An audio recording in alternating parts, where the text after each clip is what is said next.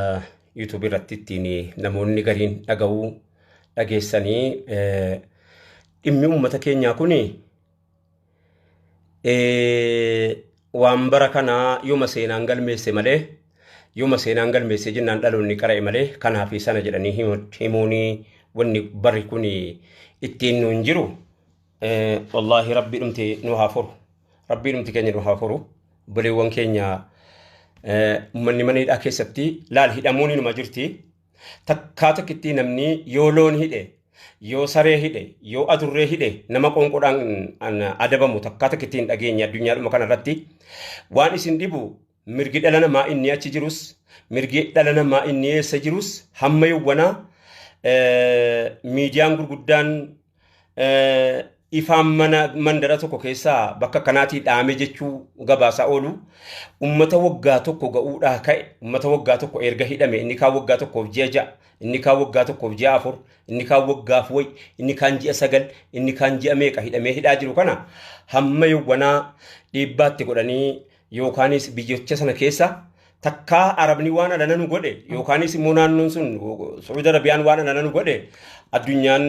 takkaa taarika irrattis argamee hin beekamu dhagaamees hin beekamu hidhamuun duruu jira azabamuunis hin jiraata ilaa ummanni kun ummanni amma hidhaa mana hidhaa jiru kana keessa jiru lola irratti hin booji'amne waraana irratti booji'ameetii miti kan inni qabame hidhameen hawaasa keenya kabajamu ummanni amma mana hidhaa keessatti azabamaa jiru ummata of beeku ummata qonqoo dandamachuu danda'u ummata obsa qabaatee owwa biyya Saudii waan isiin nama gootu mukayyafa maleeyyuu waan isiin nama gootu mukayyafa wajjin waan isiin nama gootu namni beeku owwa biyya sanaa keessaa ijoolleen dandamachuu dadhabdee kunoo hintalti tokko Xayyibaa kan jedhamtu reengaddaa duuteetti kan jedhu kunoo duutee haadha ilmoo lamaatii isiin kun naannoo Walloo Daawweedha jechuu faan argaa jira amma shumeesiin yeroo ammaa kana keessa shumeesii keessa ummanni keenya warri achitti dararamaa jiru isa kana jedhamees himamuu miti isa kana jedhamees lakkaa'amee wanta jedhu miti akka biyya keenyaatti biyyi keenya ofii siitiifuu kan isiin akkana jirra jiraachuu wajjiniin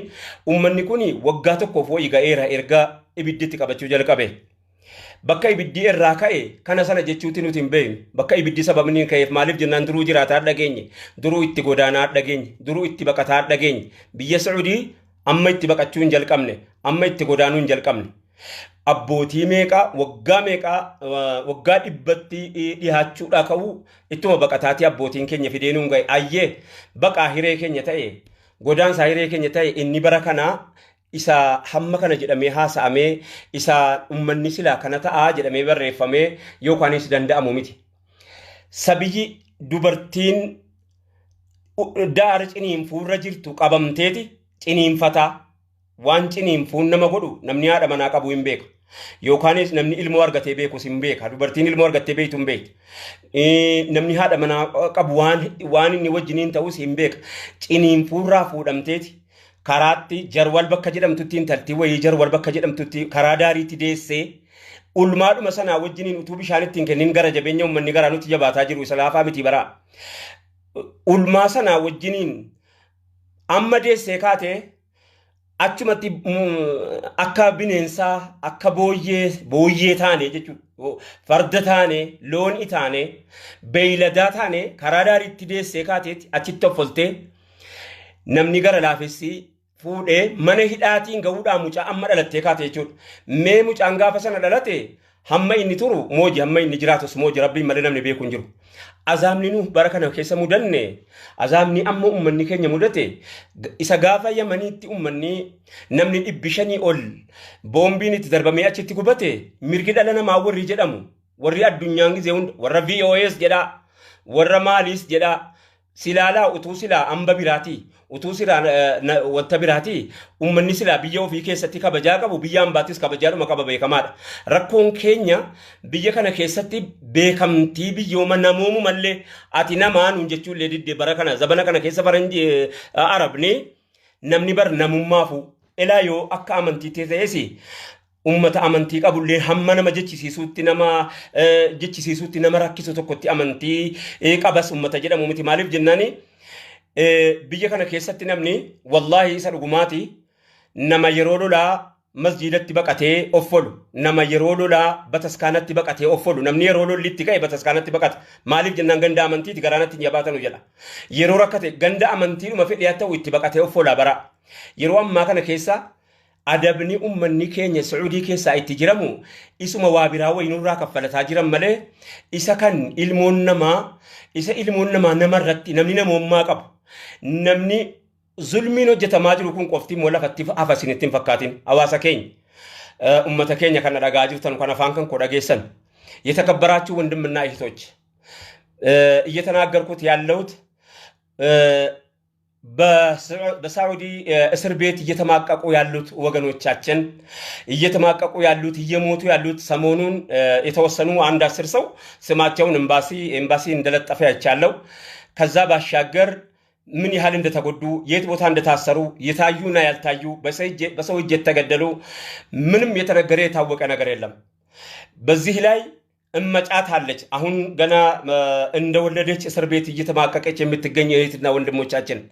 በትናንትና ዕለት ሁለት ህፃናቶቿን ይዛ ለራሷ ልብሪካም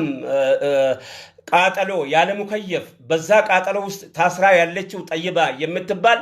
የወሎ ከሚሴ ዳዊ አካባቢ የሆነች ፎቶዋ ተለጥፈዋል እና ሞታለች ያው በአጋጣሚ ለቤተሰቧ አድርሶልን ብለውናል እንግዲህ ቤተሰቦቻቸው ይሄን ይከታተሏታል ተብሎ ይታመናል ኢንሻአላህ ያ ሐዋሳ ኬኛ ከበጀሞ አንወኒን ዳምስን ይንቀቡ አከሞቱማቲ ሞቱማ ዋኑ ቁጭ እንደው ተቆቀባ yoo ofiisaatii yeroo ammaa kana keessa muddamaadha yeroo ofiisaatii yeroo ammaa kana keessa akka jirutti jira miti kanuma wajjiniin waan nu godhu qaba maal inni garee tokko kanuma imbaasiis hin ta'in beekamtii kennee fi hawaasarra deemee kadhatee ummata kana farankaa keessaniin galtanii wanni jedhamu eega jiraate horii keessaniin malee aan farankaa isin galchuun eega jiraate ila abdii tokko namaa kenna mootummaan sila akka mootummaatti dhaamsatti garee wahiira madee garee ummanni kun ummata kana ordofee dhaqee lakkoobsa jaraa baree ubatee dubartii nama makkataate baree isiin hidhamte amma makkataate isiin dhukkubarra jirtu amma makkataate isiin inni ajjeefame meeqa akka ta'e inni madaa'e meeqa akka ta'e jechuudha yeroo ammaa kana keessa maneedhaa keessatti kan ulee shurxaa Sacuudiitiin harkimii linaaffate maneedhaa meeqa keessa jiru jira inni shume isii inni jidduu kana dhagahamaa jiru isa waan ilmoon namaa namarratti takkaa takkitti kana hojjetu hayawaan irratti takkaa ilmoon namaa kana hojjetu zulmiin kun imimmaan fida imimmaan immoo liqii kaffalamee hin dhumne itti argamsiisuu ta'a wallahi wabillahi imimmaan mazlumaa imimmaan warra miidhame imimmaan dabaan bu'u fuula rabbii dhaquunsaa akkatti ooluun qabu hawaasa keenya kabajamu wanta nama akka mootummaatti dhaamsa dabarfadhu garee wahii garee ummata kana hordofee ummatarraa farankaa kadhatee garee tuuta gurmeessee isin hordofaati ummata kana naagalchaa jechuun dhaamsa kan koodhaan madha hawaasa keenya mudanne eega mudanne hanga rabbiin furmaata saanuu fidutti hanga rabbiin furmaata saanuu fidutti wanni isinii goonus wanni isiniin jennus hin jiru akka namaatti lallabuudhaan ala የተከበራችሁ ወንድምና እህቶች እኔ ለመንግስት የማስተላልፈው መልእክት ቢኖር ምን አለበት የተወሰኑ ቅፍለቶችን አዘጋጅተው ግሩፖችን አዘጋጅተው ከህዝብ ለምነው እነዚህን ሰዎች እስር ቤት እየተማገዱ ያሉትን በዛ ሀገር ቃጠለው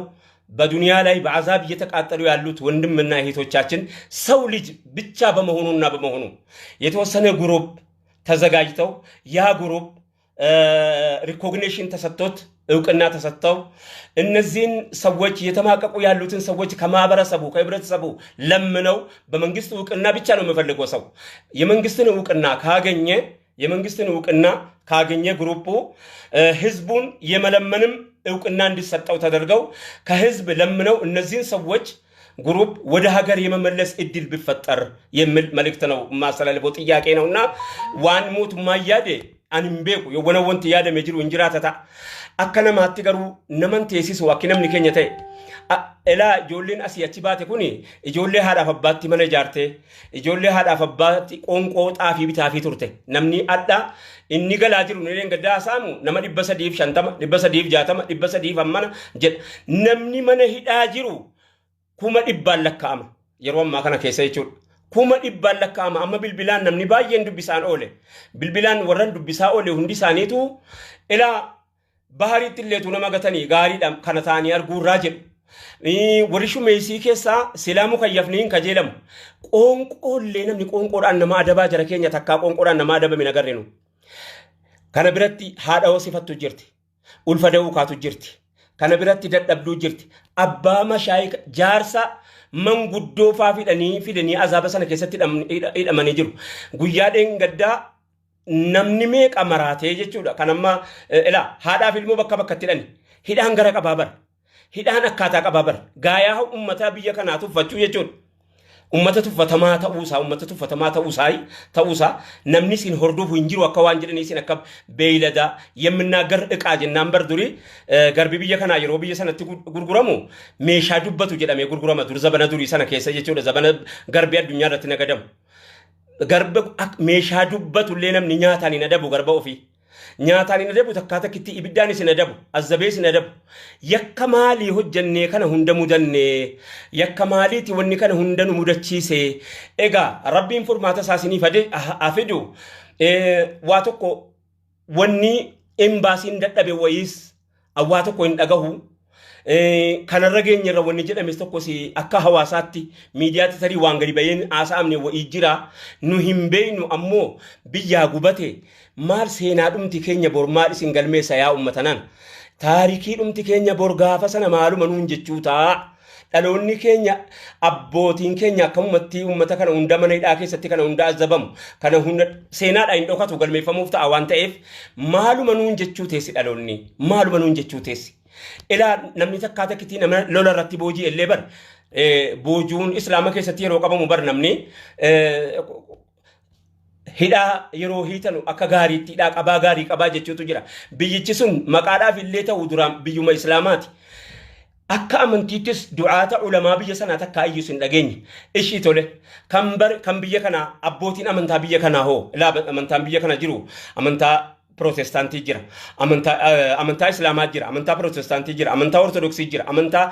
waaqeffataa jira akka abbaa amantaatti illee majlisni ni jedhamu silaa ummanni islaamaa warri Itoophiyaa keessaa majlisa hin qabnu silaa ummata majlisatu iyyuu biyya islaamaa kanaan bakka namaa bu'ee anatu bakka keessanii jedhee roorroo ummatarra ga'u rakkoo biyya sana ga'u akka abbaatti akka dirqama amantiitti silaa majlisa namaa hordofu majlisni inni kan keenya takkaanuuf hin kaa'amne nurra kaa'ame malee hamma addaatti tokkitti oromiyaan engadaa siifachi sosochootu kana qofittiin ilaalina taarikatti egaa gaafa Haji Muhammad Saanii Habib addunyaa kanarraa galanuuti ummata nurra kaa'amu malee ummata nu kaa'ame miti takkaa takkitti arginee hin beeknu jechuudha waan itti jiramu isinitti himu miidiyaan galmeessaa ba'ee sooshaal miidiyaan dubbataa ba'ee silaa majlisatu sa'aatii kana mootummaa sin eegu lolarra jirtaati rakkoorra jirta waan akkanarra jirta anatu sirraa dhaabbata jedhee majlisni garee wayii ramadee beekamtii mootummaa biraa gaafatee waan nammaa haasa'aa jiru kan ofii isaatii itti dhammamee rakkatee majlisa gaafatee silaa socho'aa ture hin taane wanni kana ishi bormaadhuma jennee amantiitti ummata kana waa'ee amantiitti himna ummata azaaba keessatti argaa mana hidhaa keessatti azabamaa jiru mana keessaa gaffuudhamee kushiinaa arabaa keessaa isaa jireenyaa maa dafqa ofii lolaafatee biyyatti mana ijaarrachuudhaaf jecha diinqa namaa keessa hojjetaa jirtii miti ma diinqa keessaa isaa akka waan bakka gaariidhaa fuudhamtee achii fuudhamtee immoo azaabni kun hundi irratti dhaqqabuu jechuun wallaahi nama laalessaa nama suukanneessaa qalbiinis naman danda'u keenya kana rabbi haa dubbatu jechuu wajjiniin dhumarratti warri hidhamee jiru hundisaa ilmoo namaati fedhuu islaama ta'a amantiin isaa fedhuu waan fedhe ta'a ilmoo namaati bar namni hayawaana hidhaa akka mallee hidheeyyuu itti gaafatama eega kana mudanne egaa sagalee isinii taana teenye lallabuu silaan dadhabnu yoo inni bu'aallee dhabellee teenye isinii lallabuu akka itti dhiifnu hin qabnu wanni nuti isinii hin jennu hin jiru rabbumti isin baasu malee wallaahi rabbumti isin baasu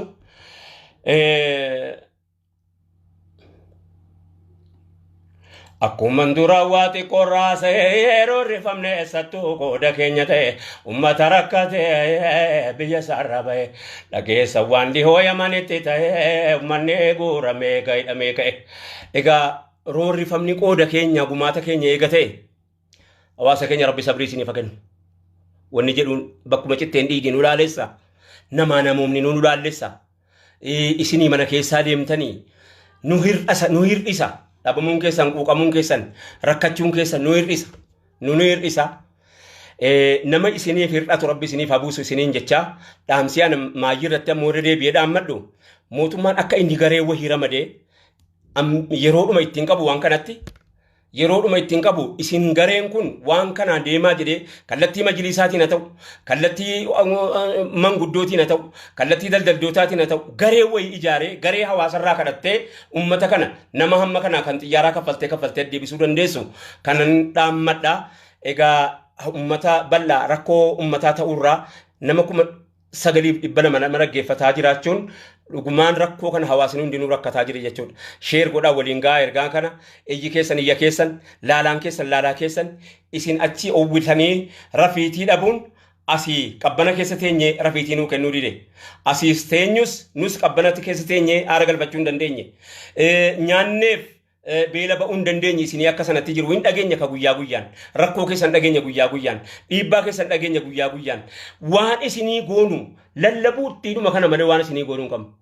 iyyuttiidhuma kana malee waan isinii goonuu hin qabnu rabbiin inni waan namaa gochuu danda'u hikmaa isaatiin quduraa isaatiin silaamuu danneerraa beeytanii tarii akka nuu laalannee kaanee gaafa galle laalaa kana tarii biyyatti qabbaneeffannuuf tarii azamni kun nutti jira ammoo akka yakka keenyaa ta'u wajjiniin ummatni keenya kan biyya adda addaa jirtan soomuudhaan sadaqaa hamma danda'ametti sadaqaanii jechuudhaan balaa kana akka rabbi isa biyya keessaas isa hawaasa keenya bakka inni dhaqe hundatti jala deemu kanas akka rabbi ummata keenya irraa fuudhuun kabajaadhaan dhaamsa kiyya isinitti dhaammadha hawaasa keenya kabajamoo hawaasa keenya rakkato hawaasa keenya godaana hawaasa keenya baqata hawaasa keenya baqatee wama hundaanu yoo akka silaa ta'amuu hin qabne akka silaa ta'uu qabu ta'uu dadhabee akka silaa ta'amuu hin qabne martisaatu hawaasni keenya kuni akka sila namni silaa bar waan silaa achitti barbaadu maa silaa biyya keessa argata bar waanuma mana biyyatti dhabne ala barbaannaa fi dhayne qoonqoo barbaaddachuudhaaf jecha wallahi biyya ambaa keessa deemna malee rabbiin qubsumanuu haa tolchu rabbiin galgala keenya nu jalaan balleessini hawaasa keenya warra achitti lubbuu ofii dhabe yaa ahli rabbi sabrii isiniif kennu hawaasa keenya warra achitti dhumaa jiru rabbi rahmata godhee fi ija rahmataatiin alaalu azaaba biyya lamaa rabbiin ummata keenya dhandhamsiisin egaa kana caalaa wannan jedhu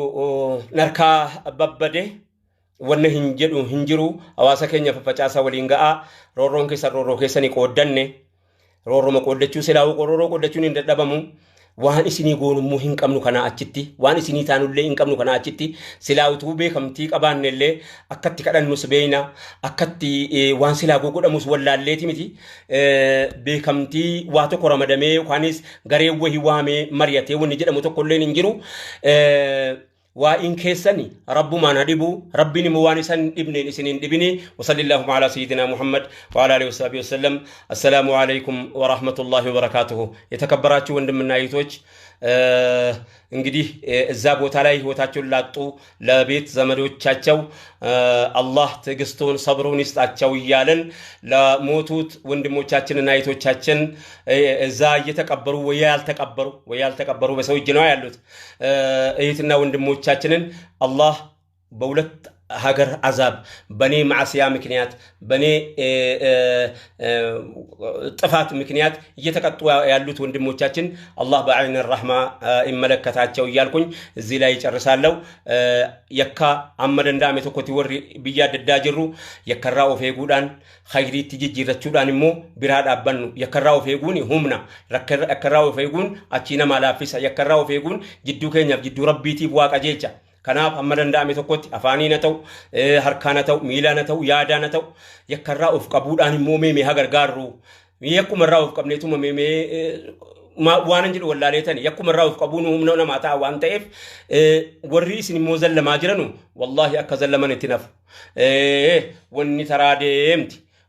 ترى ديمتي تكاتا كتي هل كان إيش نرجع تانكوني أكدو كان يتأ أفهم بيكو بريون ساكت فونكم وني بريون ساكت فونكم أكتن تيه كانت تنفو ربين بري سانو فددفو السلام عليكم